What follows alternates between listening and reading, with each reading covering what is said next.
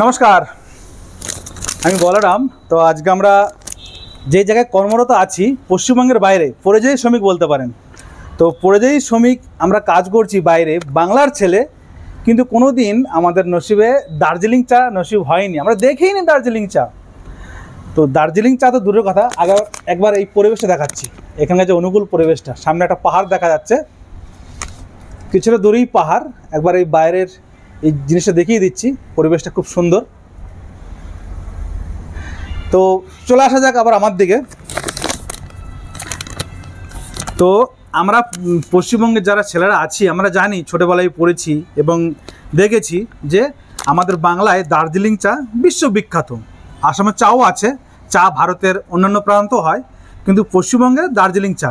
কিন্তু কোনোদিন ভেবেছেন কি দার্জিলিং চা নিজের হাতে খেতে পারবেন? দেখাচ্ছি চেষ্টা করে যে ফোকাস হচ্ছে কিনা। আমি এখন মহারাষ্ট্র ঔরঙ্গাবাদে কর্মরত। এখানে একটা ক্যাফেতে আমাদের পশ্চিমবঙ্গের দার্জিলিং চা খুব চাহিদা, খুব চাহিদা। এর এত চাহিদা, এত ডিমান্ড এই চাটা এতটা টেস্ট, বাংলার ছেলে হয়ে কোনো দিন পশ্চিমবঙ্গের থেকে এই চাটা আমরা পাইনি। এখন বাইরের রাজ্যে এসে দেখছি আমাদের বাংলার চা। এবং এই যে ব্র্যান্ডটা আছে, খুব নামি দামি ব্র্যান্ড এবং খুব প্রিমিয়াম ব্র্যান্ড। শুধু এটা নয়, আমরা খবর নিউজে অনেক জায়গায় দেখি যে পশ্চিমবঙ্গে কলকারখানা চলে গেছে। তবে বাইরের রাজ্যে যখন এসে দেখি পশ্চিমবঙ্গের কোনো প্রোডাক্ট, তখন খুবই ভালো লাগে।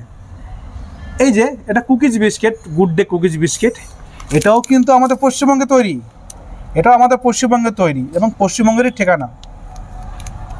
তো বাইরের দুনিয়ায় এসে পশ্চিমবঙ্গের ছেড়ে যখন বাইরে আমরা কোনো জায়গায় কর্মরত হই, যখন দেখি যে আমাদের পশ্চিমবঙ্গের কোনো প্রোডাক্ট আমাদের চোখের সামনে, খুব গর্বিত বোধ হয়। তো এটা দেখানোর জন্য আজকে ভিডিওটা বানালাম। আশা করি প্রত্যেকেরই ভালো লাগবে যারা পশ্চিমবঙ্গ থেকে দেখছে এই ভিডিওটা। আর আমাদের নজারাটা দেখিয়ে দর্শককে দেখাও যে পাহাড়ের দূরে একটা পাহাড় আছে, খুব সুন্দর। এরপর অন্য কোনো টপিক নিয়ে আমরা আসবো।